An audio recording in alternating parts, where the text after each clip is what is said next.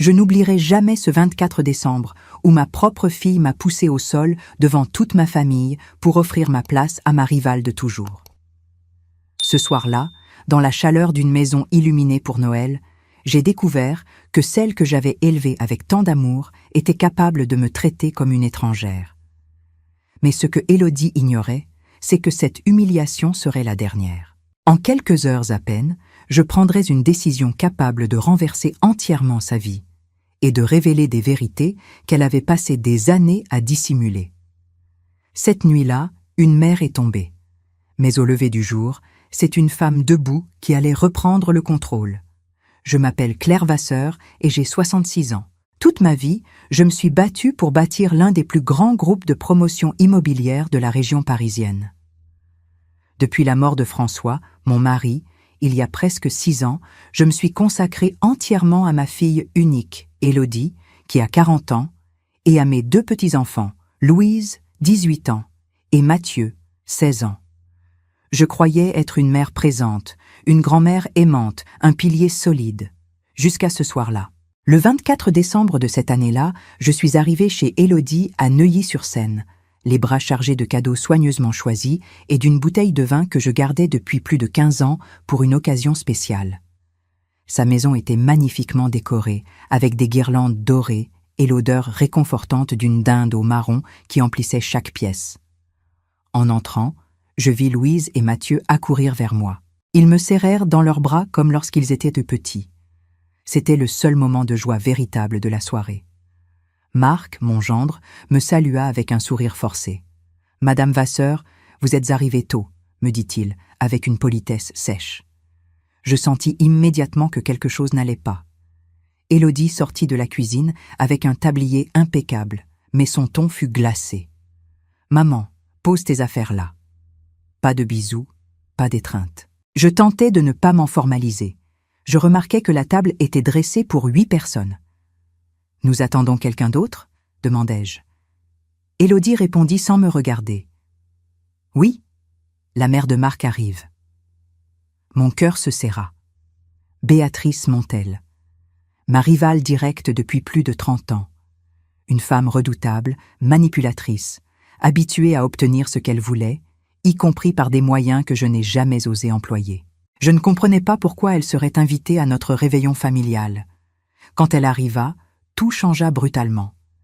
Élodie, qui avait à peine adressé un mot à sa propre mère, se transforma en parfaite hôtesse. « Béatrice, quel honneur de vous recevoir, » dit-elle en lui prenant le bras. Béatrice me salua d'un simple signe de tête, un regard chargé de mépris soigneusement dissimulé. Je choisis de l'ignorer et me dirigeai vers ma place habituelle, la chaise à la droite de ma fille, celle que j'occupais depuis la mort de François. Je venais à peine de m'asseoir que quelque chose dans l'air se figea. Béatrice restait debout, comme si elle attendait que l'on fasse quelque chose pour elle. Élodie se tourna alors vers moi. Son expression était dure, tranchante, presque étrangère. « Maman, je vais avoir besoin que tu changes de place. » Je crus avoir mal entendu. « Comment cela ? Je suis toujours assise ici, Élodie. » Elle respira profondément, comme si elle parlait à une inconnue. « Ce siège est pour Béatrice ce soir. Elle est notre invitée d'honneur. » Je sentis une vague de froid me traverser le corps.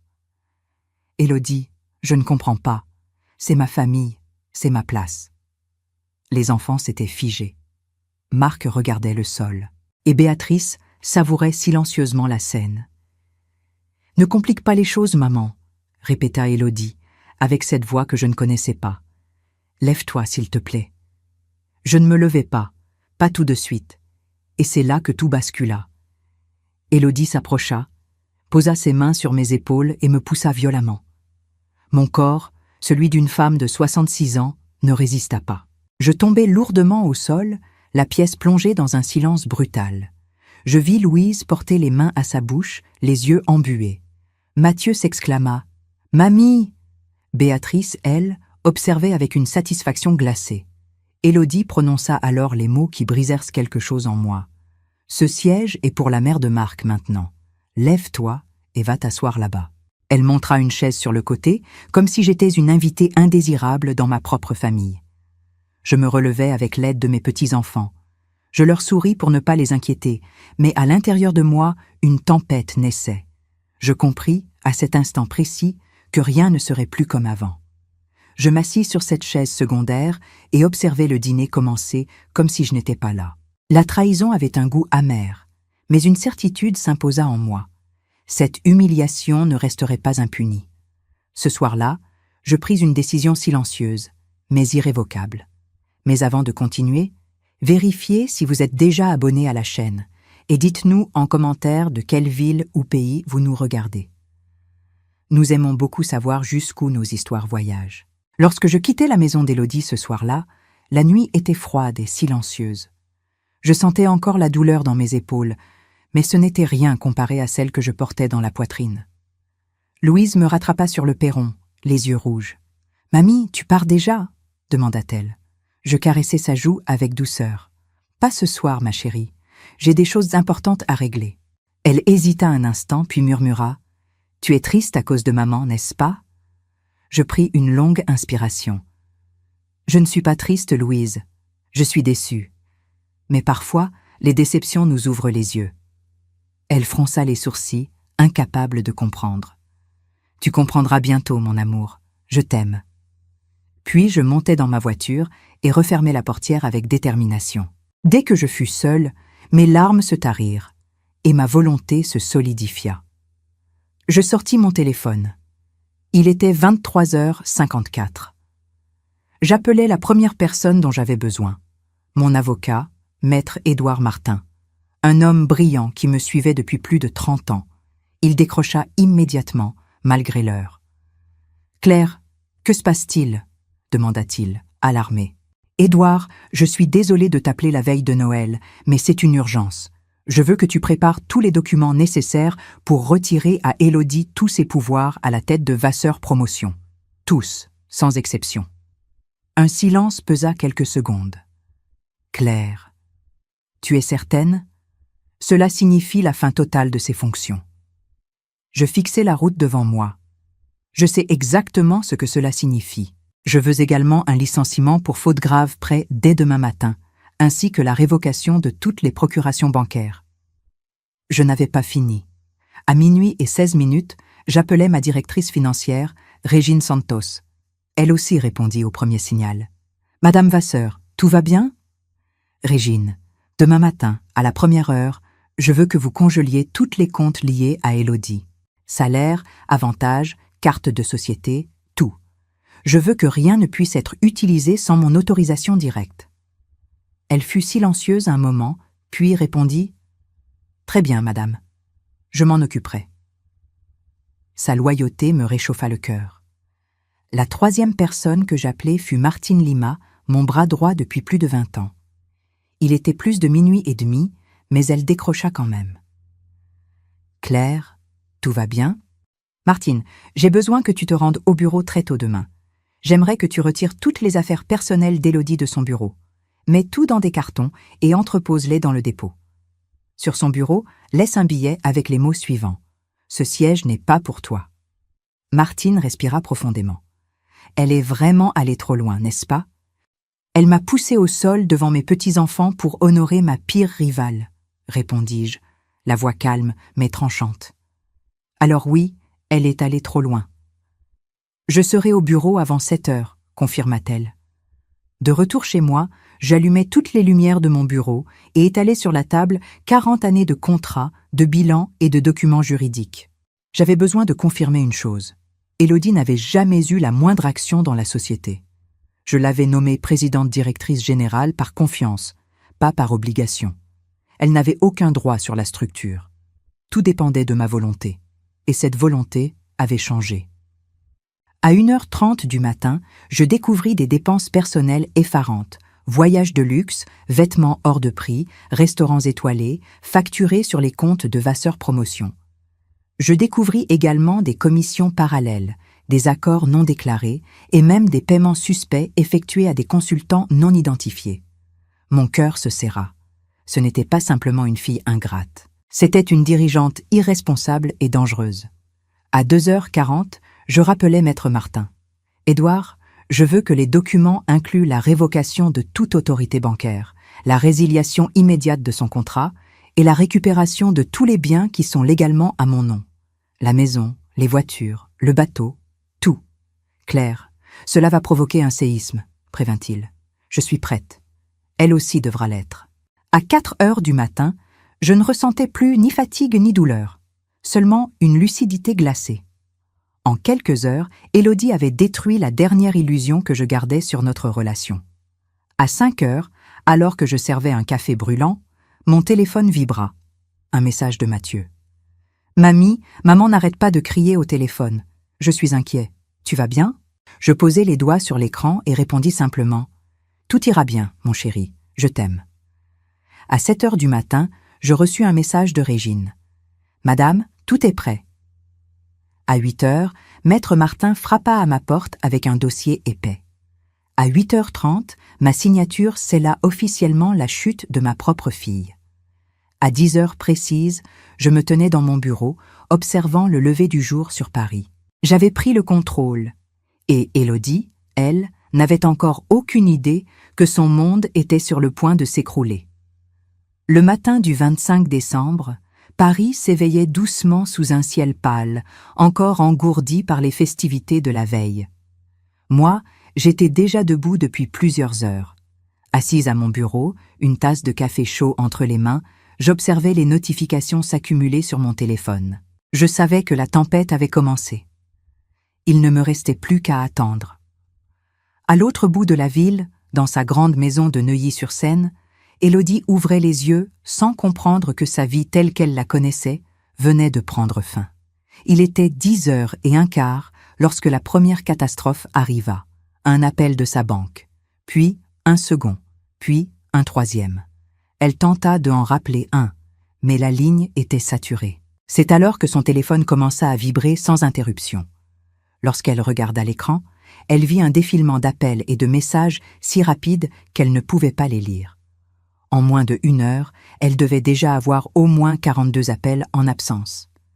Les conséquences tombaient comme des couperets. Sa ligne de crédit professionnel avait été suspendue. Sa carte de société avait été bloquée.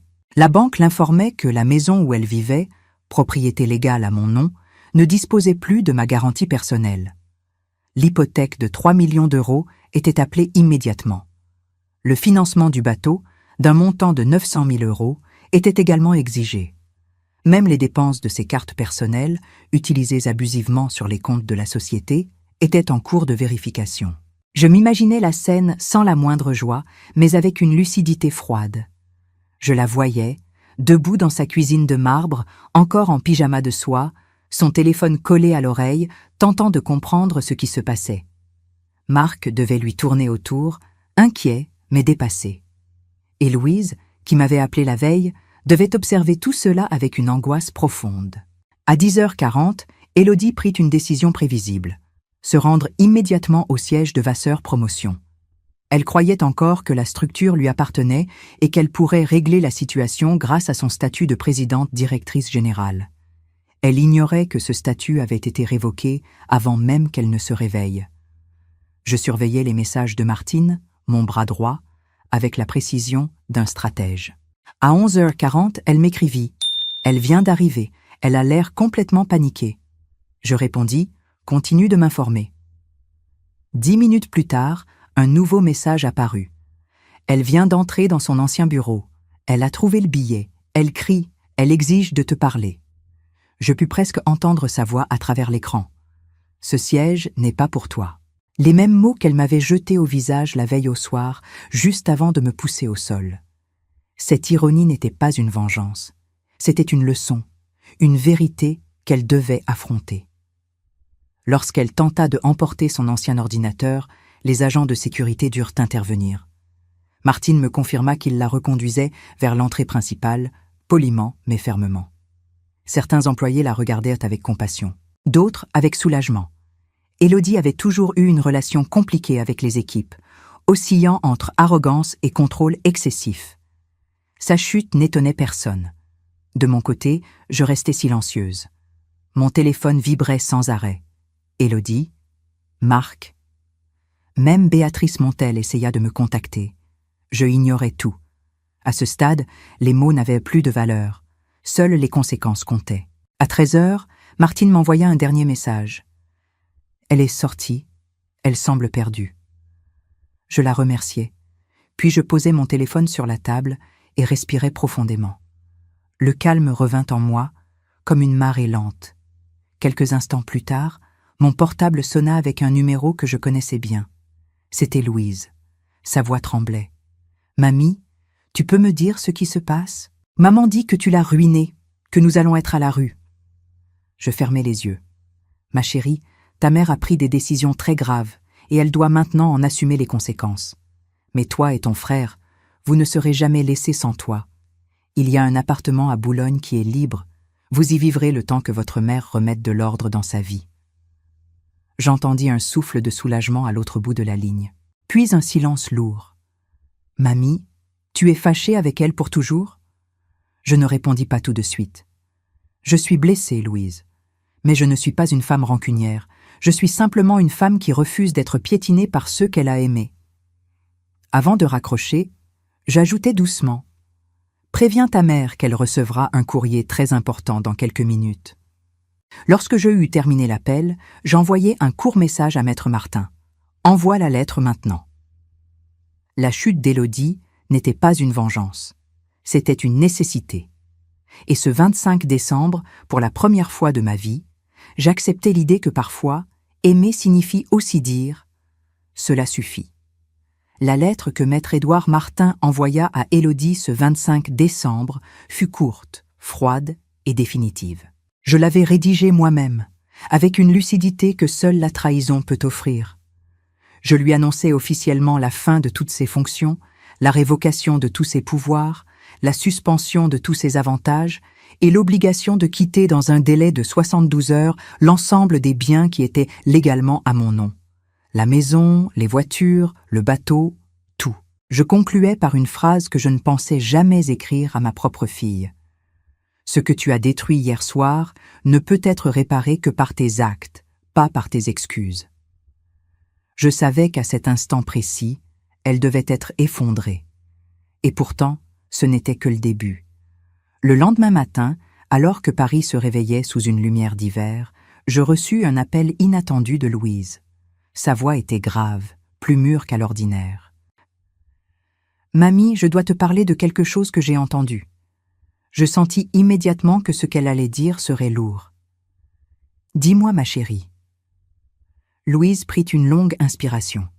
« Hier soir, après que tu sois partie, maman et papa se sont enfermés dans le bureau. Ils pensaient que je dormais, mais j'ai entendu leur conversation. Mamie, maman doit de l'argent. Beaucoup d'argent. » Un frisson me traversa. Louise poursuivit. « Elle a parlé de prêts auprès de prêteurs dangereux, des gens qui auraient menacé notre famille. Elle a dit qu'elle devait plus de 5 millions d'euros. » Je restai silencieuse, tentant de ne pas laisser transparaître mon inquiétude. « Pourquoi elle ne m'en a jamais parlé ?» murmurai-je. Louise hésita avant de répondre. « Parce qu'elle avait honte, et parce qu'elle savait que tu n'approuverais pas ce qu'elle a fait pour essayer de rembourser. » Je me raidis. « Qu'a-t-elle fait, Louise ?» Maman a investi dans des terrains contaminés, des projets illégaux. Elle a payé des fonctionnaires pour qu'ils ferment les yeux. Et Béatrice savait tout. Le nom fit vibrer quelque chose en moi. Béatrice ? Oui. Elle a découvert les dettes et les magouilles de maman. Elle lui a promis de la tirer d'affaire si elle acceptait de te mettre sous pression pour signer la fusion. Maman a dit qu'humilier ta mère devant tout le monde ferait partie de la stratégie. Je fermai les yeux. Ce n'était pas seulement la trahison d'une fille. C'était l'œuvre d'une rivale malveillante qui connaissait les faiblesses de ma famille et les utilisait comme des armes. Merci, Louise. Tu as été courageuse de me dire cela. Je te promets que je vais protéger toi et ton frère, quoi qu'il arrive. Après avoir raccroché, je restai un long moment immobile. Une part de moi voulait hurler. Une autre, plus sage, comprenait enfin l'étendue du désastre. Élodie n'était pas seulement ingrate et arrogante.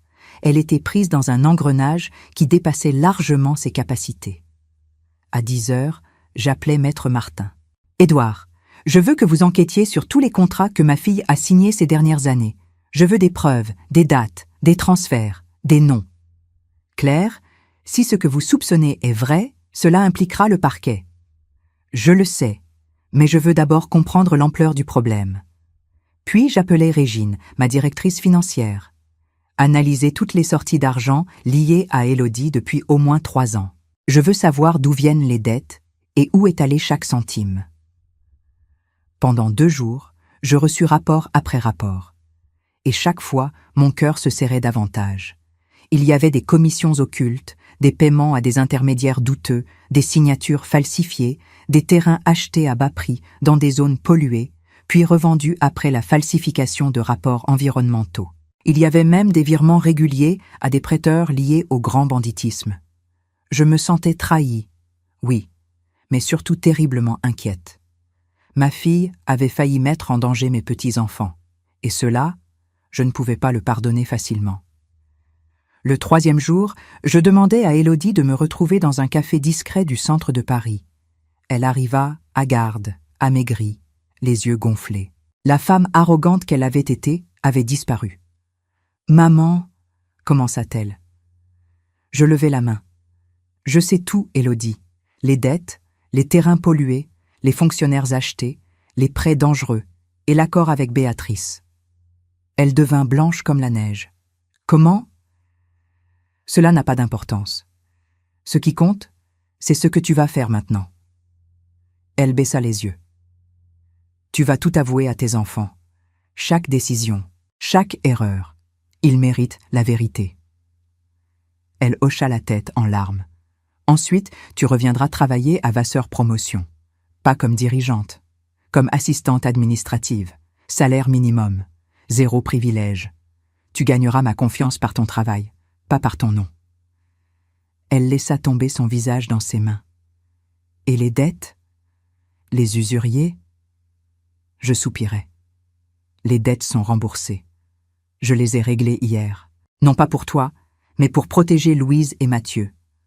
Elle releva brusquement la tête, bouleversée. Pourquoi ? Pourquoi après tout ce que je t'ai fait ? Parce que je suis ta mère, et parce que mes petits-enfants n'ont pas choisi tes erreurs. Ce soir-là, il resta une dernière bataille à mener. Je convoquai Béatrice dans mon bureau.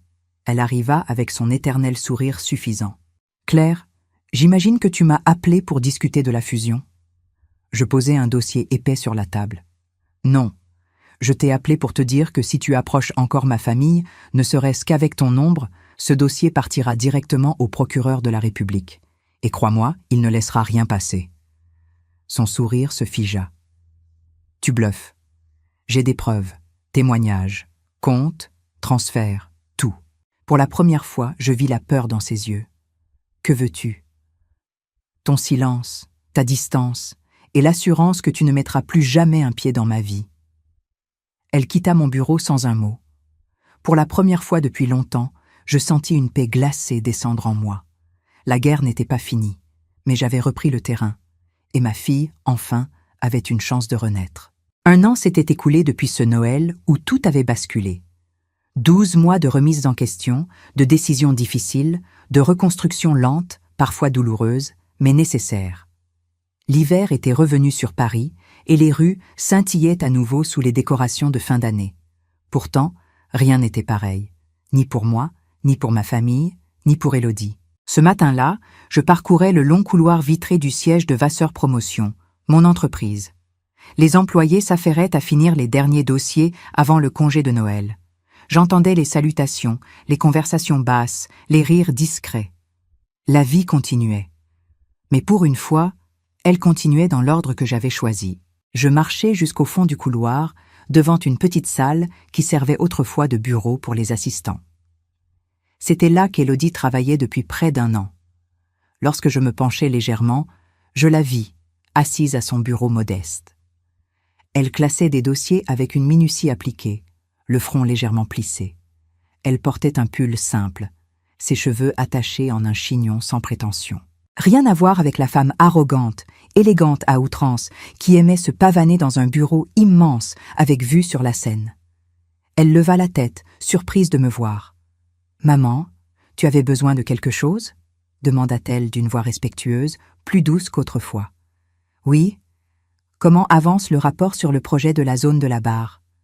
Je l'ai presque terminé. Il me manque seulement quelques éléments du calendrier de chantier. Je pourrais te le transmettre demain matin. Très bien, répondis-je calmement. Pendant un instant, nous restâmes l'une en face de l'autre, sans rien dire. Et je réalisais à quel point son visage avait changé. Non pas vieilli, mais transformé. Il y avait désormais dans son regard quelque chose que je n'y avais jamais vu auparavant, de l'humilité. Et peut-être un début de sagesse. Au fil des mois, Élodie avait recommencé tout en bas de l'échelle, comme je le lui avais imposé. Elle avait trié des dossiers, préparé du café, organisé des réunions, pris des notes, fait des photocopies, appris ce que signifiait réellement travailler. Elle n'avait bénéficié d'aucun privilège, d'aucune faveur. Et pourtant, elle n'avait jamais protesté, jamais. Elle avait pris chaque tâche comme un pas vers une version meilleure d'elle-même. Ses collègues, qui l'avaient autrefois redoutée, avaient fini par la respecter. Certains même l'appréciaient sincèrement. Et moi, au fil des jours, je la redécouvrais. Non pas comme la présidente directrice générale capricieuse que j'avais formée, mais comme une femme qui essayait de réparer les dégâts qu'elle avait causés. Quant à Béatrice Montel, elle n'avait pas eu la même chance. 3 mois après notre confrontation, elle fut mise en examen dans une affaire de corruption liée à des permis de construction truqués. Je n'avais même pas eu besoin d'utiliser mon dossier contre elle. Son propre passé l'avait rattrapée. Sa société perdit énormément de valeur en quelques semaines. Pour la première fois en 30 années de rivalité, je n'avais rien ressenti. Ni satisfaction, ni vengeance. Juste une distance froide. Elle avait creusé son propre trou. Je sortis de mes pensées lorsqu'Élodie dit doucement « Maman, est-ce que je peux te poser une question ?»« Bien sûr. » Elle hésita, puis reprit « Est-ce que tu crois qu'un jour tu pourras me pardonner complètement pour tout ce que je t'ai fait subir ?» La question resta suspendue dans l'air. Je respirai lentement. « Élodie, le pardon n'est pas un interrupteur que l'on actionne. Ce n'est pas quelque chose qui arrive d'un coup. C'est un chemin. Certains jours, je te regarde et je vois la petite fille que j'ai élevée, celle que j'ai aimée de toutes mes forces. D'autres jours, la blessure se réveille. Et la mémoire de cette nuit revient comme si cela s'était passé hier. » Elle baissa les yeux. « Mais, poursuivis-je en adoucissant la voix, je suis fière de la femme que tu deviens aujourd'hui. Une femme qui se relève, qui travaille dur, qui assume ses responsabilités, qui dit la vérité à ses enfants. C'est cela, pour moi, le vrai courage. » Elle hocha la tête, des larmes silencieuses roulant sur ses joues. « Merci, maman. Cela compte plus que tu ne l'imagines. » Je me préparais à partir, puis ajoutai « D'ailleurs, je voulais te dire, le 24 décembre au soir, je prépare un dîner chez moi, simple, sans faste. J'aimerais que tu viennes, avec Louise et Mathieu, juste nous 4. » Elle releva les yeux, incrédule. « Tu en es sûre ?»« Absolument. Il est temps que nous créions de nouveaux souvenirs. Des souvenirs qui recouvrent les anciens. Pas pour les effacer, mais pour leur donner un sens différent. » Lorsque je quittai le bureau, un sentiment étrange me traversa. Ce n'était pas la joie, ni la paix. C'était autre chose, plus profond, une forme de maturité que je n'avais jamais connue avant cette année. J'avais compris que l'amour, le vrai, n'est pas celui qui pardonne tout sans conséquence. C'est celui qui reste debout malgré les tempêtes, qui impose des limites, qui laisse les autres grandir à travers leurs erreurs. En prenant l'ascenseur, je me surpris à sourire. Ce Noël-là ne serait pas comme avant. Et je n'en voulais plus. Je voulais un autre Noël. Un Noël reconstruit. Un Noël vrai. Le 24 décembre suivant arriva plus vite que je ne l'aurais imaginé. Cette fois, il n'y avait ni faste, ni maison luxueuse, ni table interminable décorée par des professionnels. Seulement mon appartement, simple, chaleureux, éclairé par des guirlandes que j'avais sorties du placard et par quelques décorations faites par Louise et Mathieu lorsqu'ils étaient enfants. Sur la table, 4 assiettes identiques. Aucun siège de tête, aucun symbole de pouvoir. Pour la première fois depuis longtemps, je voulais que nous soyons 4 personnes, et non 4 rôles figés par le passé. Je venais de sortir la dinde au marron du four lorsqu'on sonna à la porte. En l'ouvrant, je découvris Élodie, debout sur le palier, tenant une petite boîte soigneusement emballée. Elle portait un manteau discret et un air timidement ému. « Joyeux Noël, maman », dit-elle d'une voix douce. Je la fis entrer. « Joyeux Noël, Élodie ». Elle me tendit le paquet. Ce n'est rien de précieux, mais cela vient du cœur. À l'intérieur, je trouvai un cadre simple, fait à la main, contenant une photo de nous 4 lors d'un pique-nique ancien. Une journée où nous étions vraiment unis, sans masque, sans faux semblant. Mes yeux piquèrent légèrement, mais je restai maîtresse de mes émotions. « Il est magnifique », murmurai-je, et je le pensais vraiment. Quelques minutes plus tard, Louise et Mathieu arrivèrent en souriant. Louise avait apporté un dessert qu'elle avait préparé elle-même, et Mathieu me sauta dans les bras comme lorsqu'il était plus petit. « Mamie, ta maison sent comme avant, quand j'étais enfant, » dit-il. Cette phrase seule aurait suffi à faire fondre mon année entière de dureté. Nous nous installâmes autour de la table. Il n'y avait pas de tension, seulement un silence prudent, celui de personnes qui souhaitent bien faire, mais qui n'ont pas encore retrouvé tous leurs repères. Je levai ma fourchette lorsque Élodie prit soudain la parole. « Avant que nous commencions, je voudrais dire quelque chose. » Louise et Mathieu tournèrent la tête vers elle. Moi aussi. Élodie inspira profondément. « Il y a 1 an, j'ai commis l'impensable. J'ai humilié ma propre mère devant ceux qu'elle aime le plus. Je l'ai trahie. J'ai trahi mes enfants. J'ai trahi les valeurs qu'elle m'avait transmises. Tout cela par peur, par orgueil et par des décisions idiotes que j'essayais de cacher. » Mathieu baissa les yeux. Louise serra sa serviette entre ses doigts. « Je n'aurai jamais assez de ma vie entière pour réparer ce que j'ai fait. Mais je veux que vous sachiez que je ne fuis plus rien. Je travaille. Je prends mes responsabilités. Je dis la vérité. Et je remercie ma mère de ne pas m'avoir détruite alors qu'elle en avait 1000 raisons. » Sa voix se brisa. Je posai lentement ma main sur la sienne. « Élodie, assumer ce que l'on a fait est déjà un pas immense. Et tu l'as accompli chaque jour depuis 1 an. Cela vaut plus que n'importe quel cadeau. » Louise et Mathieu hochèrent la tête, chacun avec des larmes discrètes au coin des yeux. Nous trinquâmes avec de nouveaux départs. Une phrase simple, mais qui portait en elle tout ce que nous avions vécu. La chute, la peur, la distance, la reconstruction. La dinde était délicieuse, mais ce n'était pas la nourriture qui comptait. C'était la manière dont nous nous parlions. Il n'y avait plus de froideur, plus d'arrogance, plus d'ombre manipulée par la peur ou la rivalité. Il y avait une famille, imparfaite, mais honnête. Après le repas, je restai un moment à contempler mes petits-enfants qui riaient doucement dans le salon. Je repensais à ce vase japonais que l'on répare avec de la poudre d'or, le kintsugi. Les fissures restent visibles, mais elles deviennent ce qui rend l'objet précieux.